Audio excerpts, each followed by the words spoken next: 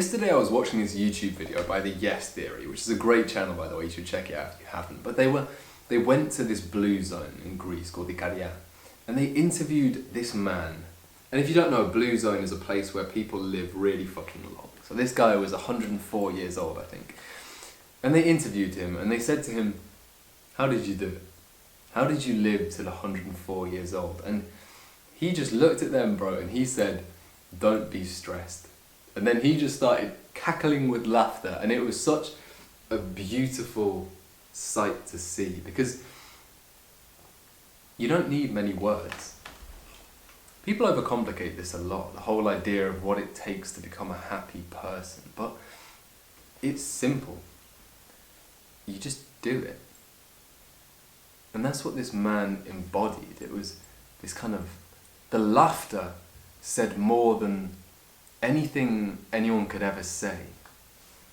He was asked how to live a life and he just went, ha, ha, ha, ha.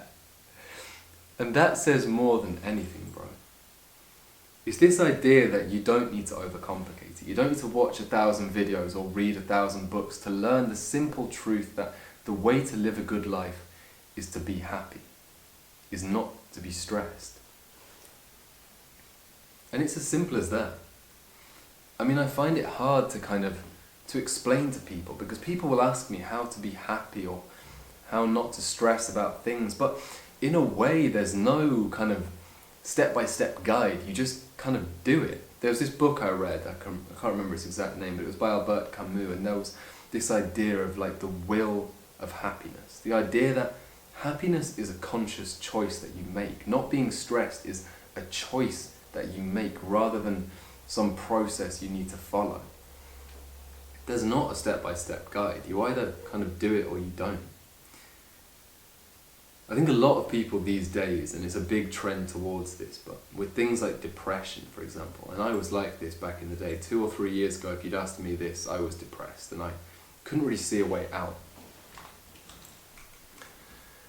But you know what? It's because at that point in my life, I didn't want to see a way out. The problem with things like stress and things like sadness is because they're internal, you become part of them. They become your identity. When you have a broken leg, for example, you can see it, it's external, your leg is broken, it needs to be fixed. And so you're like, fuck it, I'm going to change this. You're not just going to sit there with a broken leg for the rest of your life. But with things like depression or chronic stress, you internalize them, they become part of your identity, and so you lose that will to change. But it is as simple as that.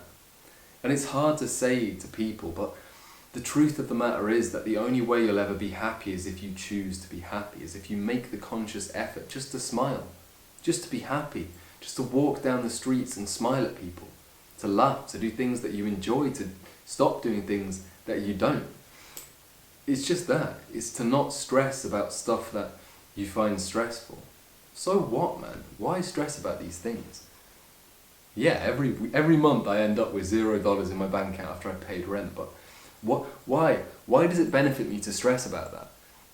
That is the case either way. I'm doing things to change it, I like to think. I'm working on a business, I'm working on going back to university, on studying, on building a future career that I can actually go into, but at the moment, that's it.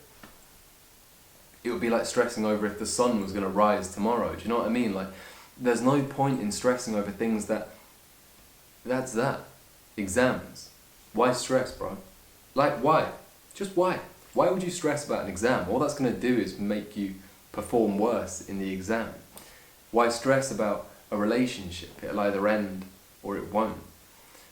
And if you stress about it, it's going to make it a hell of a lot worse. Why stress about getting a girlfriend? All that's going to do is make you worse at speaking to girls. You're going to be more kind of agitated and anxious, and there's going to be less calmness and confidence and this abundance mentality. Why stress about these things that in reality don't matter, but also your stress in itself is making those things harder to achieve? There's this beautiful idea I loved from Stoicism, and it was the idea that often the act of being annoyed at something is more annoying than the thing itself. And this is it makes sense in like very material ways. Like, for example, if you're waiting for a bus and it's late. The bus is late, bro. What are you going to do? And stressing about it, that feeling of agitation of, come on now, fucking hell, like, come on. That, I don't know, that in a way is more annoying than the actual act of the bus being late. If you just sat there and were like, okay, cool, it's late, but it'll come. That's better, so do that. Just do it. I don't know, it's hard to explain, just fucking do it. Just don't be stressed. Just chill the fuck out, brother.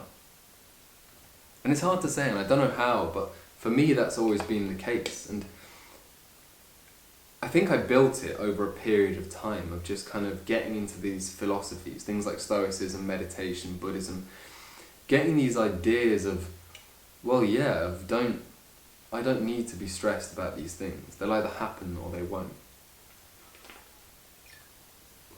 Like, that's something I like to think about. I like to think about my life in chapters. And this kind of speaks to stress in a way about certain things. So for example, maybe you're stressed about a relationship that's going to end, or you're stressed about moving to a new place, you're stressed about leaving university or leaving school, or maybe these things sadden you in a way. But you need to develop a mindset of chapters over endings. Of this thing happened and it was beautiful, and that's not the end. A new thing will begin. I left university, and for a period I was sad that I was leaving my friends, and that's okay though, because I've moved on. I'm doing the next thing. Now I'm in Australia with with my beautiful girlfriend, and life's great. When my last relationship ended, that was sad, but the next chapter followed. Life is a series of chapters. It's a book, bro. When one thing ends, your life doesn't. And so stressing about those things is causing you more pain than anything else. And there's no point, just let these things go. I don't know. Think about it. Journal on it. Maybe try and develop a less stressed mind. Because stress is a killer. If I've learned anything from psychology, chronic stress is one of the worst things you can have. Increases rates of everything, bro. Depression, cardiovascular disease, cancer. It increases all of those rates. It decreases your immunity. It's so bad for you to live a stressed life. And the reason why these people live until 104 years old isn't because they found some magical elixir to life. It's because they can sit there and just smile and laugh and be happy and not be stressed. And as that song says, don't worry, be happy. That's it. You don't need to write a 300-page book on it. Those 4 words will do it. Don't worry, be happy. Never thought I'd quote that in a video, but there you go. Just do that, bro. Anyway, thanks for watching the video. I hope you gained value from that. If you did, drop a subscribe. Come chat to me on the Discord or give me a call. And manifest excellence, brother. I'm so proud of you. I'll see you tomorrow. Goodbye.